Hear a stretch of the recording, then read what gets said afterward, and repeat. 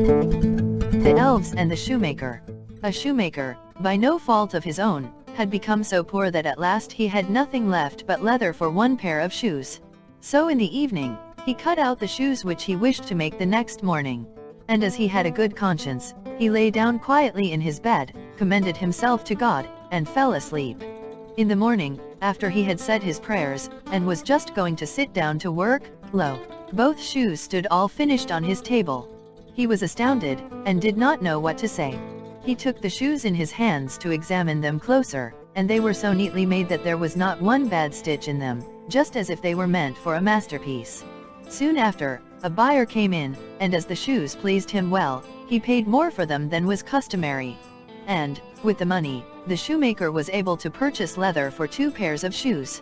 He cut them out at night, and next morning was about to set to work with fresh courage, but he had no need to do so, for, when he got up, they were already made.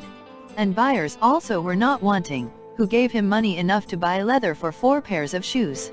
The following morning, too, he found the 4 pairs made.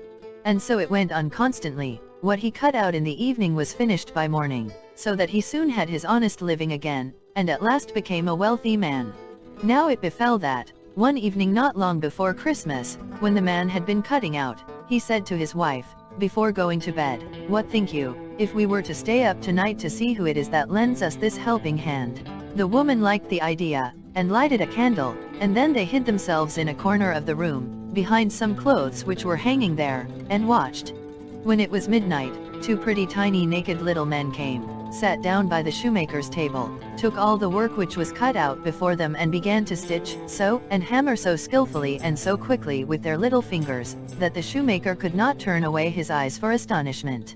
They did not stop until all was done, and stood finished on the table, and then they ran quickly away.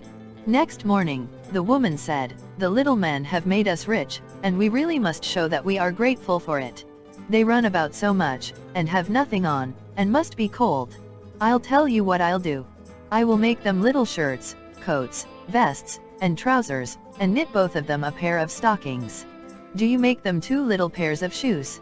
The man said, "I shall be very glad to do it."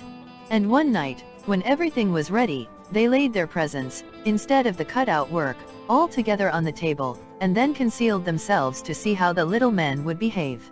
At midnight they came bounding in, and wanted to get to work at once.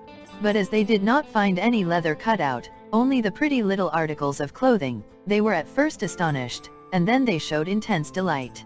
They dressed themselves with the greatest rapidity, putting the pretty clothes on, and singing, "Now we are boys so fine to see, why should we longer cobblers be?" Then they danced and skipped and leapt over chairs and benches. At last, they danced out of doors. From that time forth they came no more, but as long as the shoemaker lived all went well with him, and all his undertakings prospered.